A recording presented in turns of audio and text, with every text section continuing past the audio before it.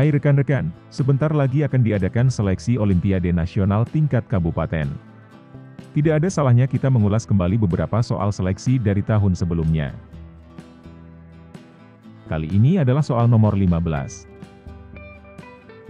Teks dari soal ini begitu singkat, kamu bisa membacanya sebentar.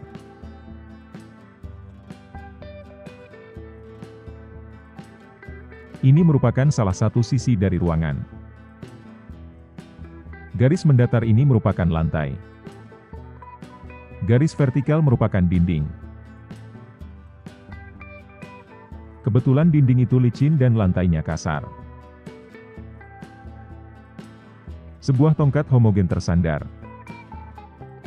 Salah satu ujung menyentuh lantai, ujung yang lain menyentuh dinding. Tongkat itu mungkin saja meluncur ke lantai begitu saja. Kondisi ini bergantung dengan tingkat kekasaran dari lantai.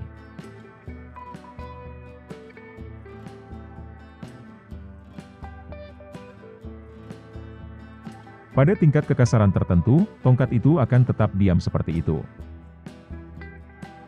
Nah, kita diminta untuk menentukan berapa sih koefisien gesekan statis minimal dari lantai agar tongkat itu tidak terjatuh ke lantai.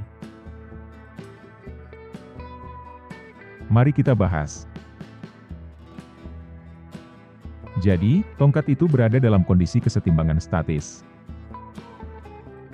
Kesetimbangan statis akan tercapai ketika pada tongkat itu terjadi kesetimbangan gaya. Kita lihat gaya apa saja yang bekerja pada tongkat itu.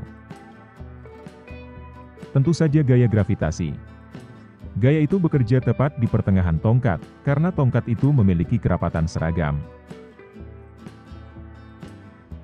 Ujung tongkat itu menekan molekul di permukaan dinding dan lantai. Molekul itu akan mengerahkan gaya normal terhadap tongkat. Arahnya adalah normal terhadap permukaan sentuh. Permukaan lantai itu kasar, di sana terdapat gaya gesek. Sekarang bayangkan, ketika tongkat itu terjatuh ke lantai, ujung bawah dari tongkat itu akan bergeser ke kanan bukan? Jika demikian, gaya gesek akan bekerja ke kiri. Oh ya, hampir saja lupa.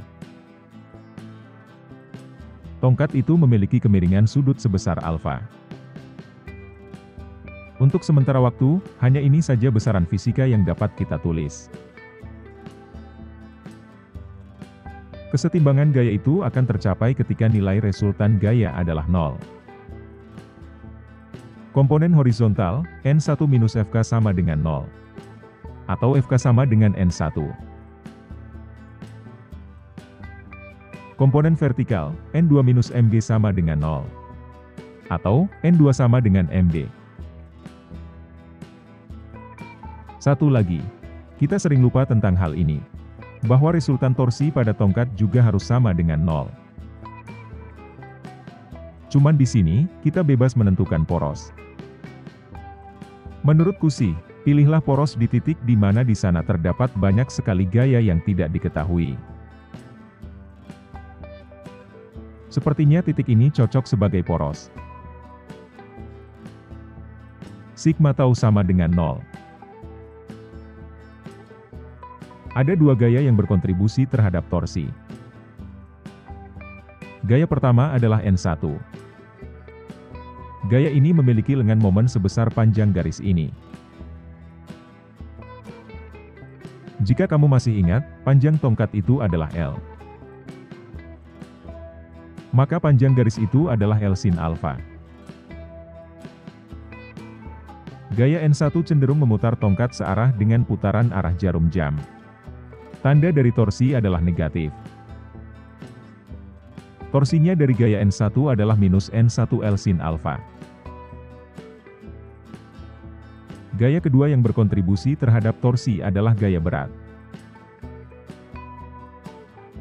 Ini merupakan lengan momen dari gaya ini. Panjang lengan momen adalah setengah L cos alfa. Gaya berat cenderung memutar tongkat berlawanan arah jarum jam. So, tanda dari torsi ini adalah positif.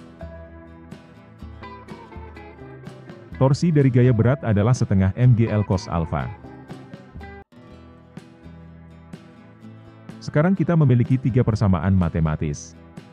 Apa yang kita lakukan sekarang?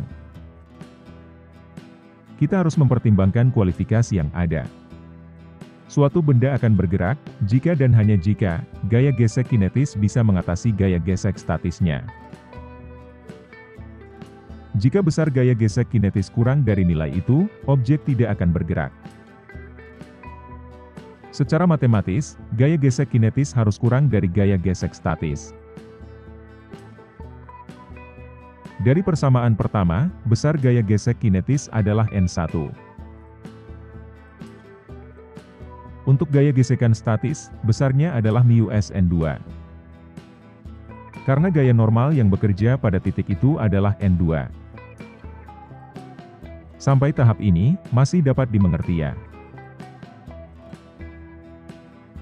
Bukankah besar N2 adalah sebesar gaya berat? Dan gaya N1 dapat kita peroleh dari persamaan torsi. N1 sama dengan setengah mg cos alfa per sin alfa.